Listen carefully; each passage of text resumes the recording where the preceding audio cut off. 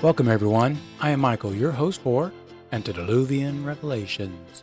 This is the third episode of the fourth edition podcast reading, the poetic retelling of the Book of Enoch the Prophet.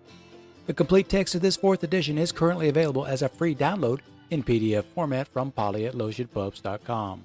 Be sure to download your free copy of this revelational guide to the future of mankind. The story of Enoch becomes a flashback in the second canto as presented here, reviewing the greater details about the identification of the Elohim and God's original purpose for them is an important fact to know about. The presentation of the crime that has plagued mankind since the time before the Great Flood more than 6,000 years ago appears in this episode, so pay attention. The who, what, where, and why facts are only eclipsed by the how. We will never know the precise details of when this event occurred, but it was most definitely antediluvian, a time long before the flood.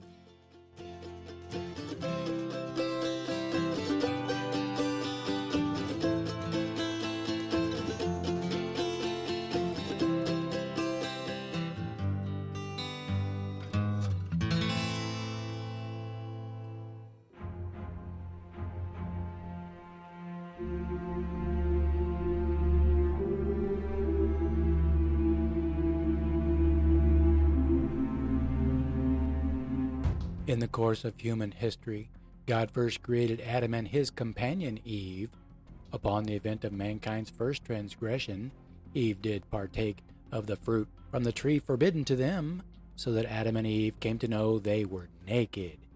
Before that happened, they did not know this, or much of anything else, other than the happiness of life on earth. With an abundance of joy, peace, and happiness, the sons of men had multiplied in those difficult days, and the sons and daughters of those two first humans evolved as it was always God's plan for them to evolve, from simple creatures knowing nothing, to become sentient beings of great beauty and elegance. The first sin led to the second, with the first murder among mankind prompting God to send his sons, a species of eternal spiritual beings made in his likeness, to the earth as he ordered them to watch over mankind, that there might be supervision of humanity for the time of its early days and growth.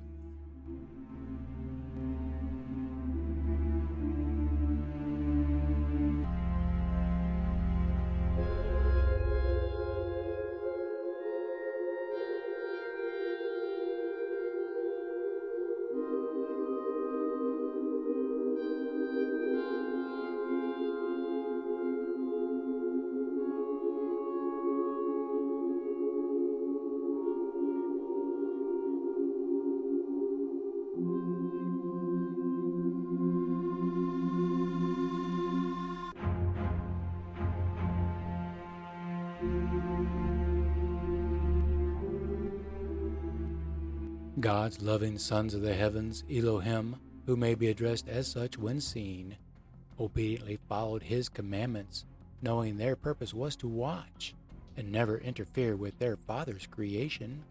It was not their place, nor was it permitted, that they interact with humanity as visible, physical beings that mankind could see or even knew existed, the same as any other of God's creations. When the sons of God saw the daughters of men, they became enamored with them, for their beauty and elegance rivaled their own form.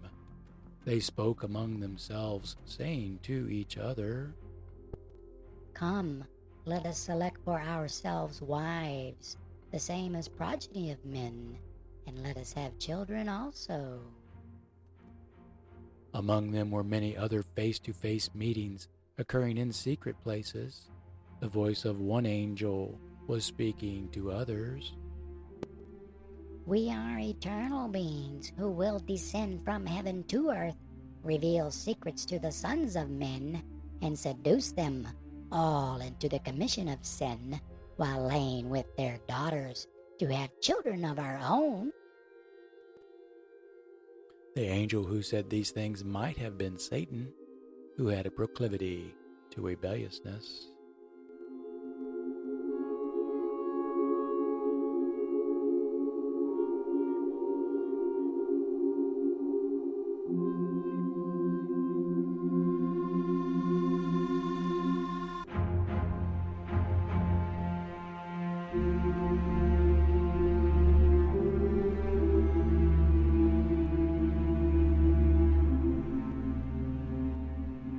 Among those sons were the elder sons, whom God appointed as leaders of the younger ones.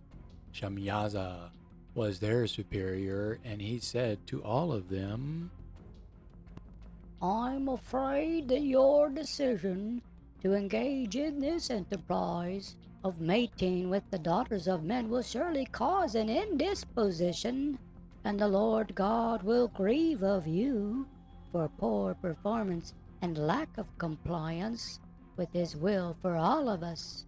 I further fear that I will alone suffer grievously for allowing you to commit this crime while I am in charge. In defiance of Shamyaza, the other sons gathered and answered him, saying, We all swear by binding ourselves mutually execrating that we will not change our decisions, and our intent is to execute this proposed undertaking. Afterwards, they swore a pact among themselves with mutual swearing to bind themselves to an oath, becoming a total of 200 who descended upon Ardis, which is at the top of Mount Hermon.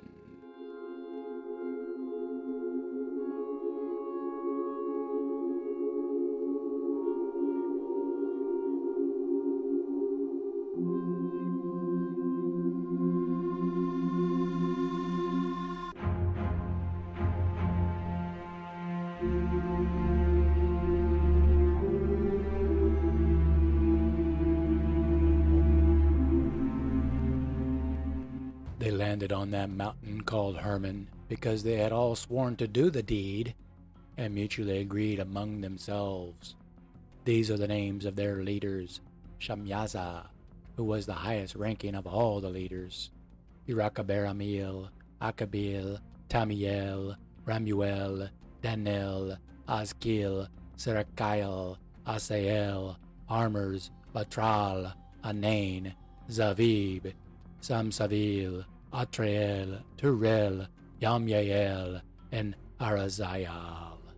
In truth, these names have been made secret, being altered from the original to prevent mankind from summoning their accursed spirits or those of their offspring to manifest again on earth. They were the elder ones among the 200 who served as the masters for all of the remainder of those 200 who followed them to the earth. Each of them took wives from among the daughters of men. Each of them chose for himself, having no problem in each his approach, because they were all more beautiful than any men those women had ever seen before meeting them. The errant sons of God quickly won favor among these daughters. They cohabited with them, teaching them the sorcery of seduction, incantations of love, fertility, healing by the divining of roots, and the knowledge of trees, plants, and herbs that gave them greater powers over others than any of them had ever known.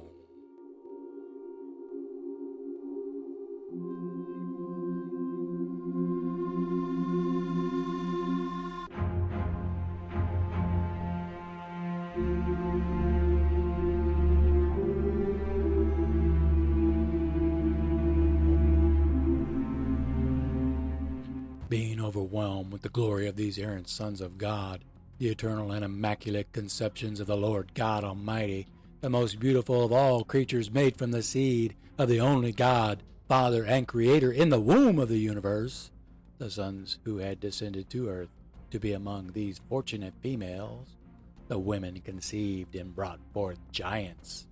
The children became abominations, growing to unnatural stature of 300 palms or 15 meters in height. These mutations devoured all that the labor of men could produce for them as they grew bigger every day, until it became humanly impossible to feed them. Hungered and angered in their infantile misunderstandings, these abhorrent creatures of mistaken mating turned against men and began devouring them as though they were mere morsels. The offspring of these disobedient sons of God and daughters of men began injuring birds, beasts, reptiles, fish, and ate the flesh of all living, breathing creatures, quenching their thirst with blood. The matter of it all was so horrid that even the earth reproved the unrighteousness of this occurrence, becoming barren and withering so that there would be no future for any of them. this might have been similar to an ice age, but the only certainty is that the earth became desolate.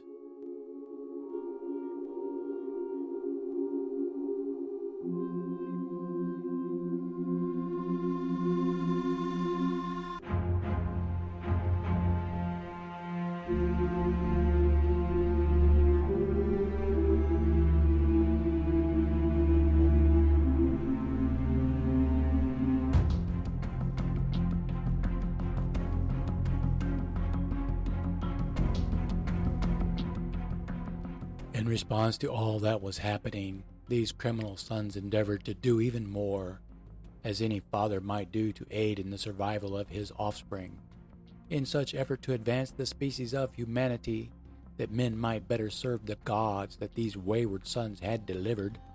Azazel taught men to make swords and knives to kill and cut other men. He taught them to make shields for protection and breastplates to enhance their fierceness, and the fabrication of mirrors to reflect the light of the sun as a power over the sight of other men in war. It was Azazel who taught men the workmanship of metals to make bracelets, ornaments, jewelry, and precious things to covet and trade. Azazel taught the women to adorn themselves with these things, and to beautify their eyes and brows with paint and colors to seduce men. Moreover, he taught them the use of stones and their various values, and he showed them the ways to alter themselves and the world around them, that they might color it with all sorts of dyes.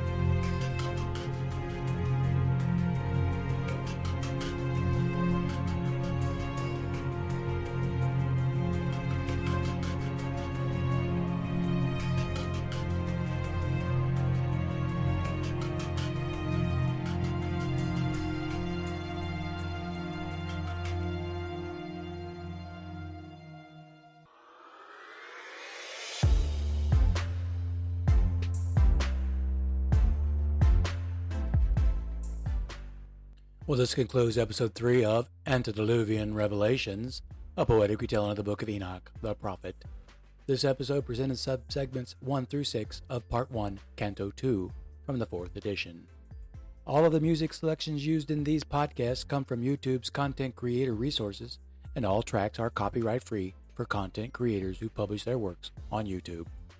This audio podcast series is available for free on all of your favorite audio platforms or on YouTube in the Polyet Lotion Publishing YouTube channel.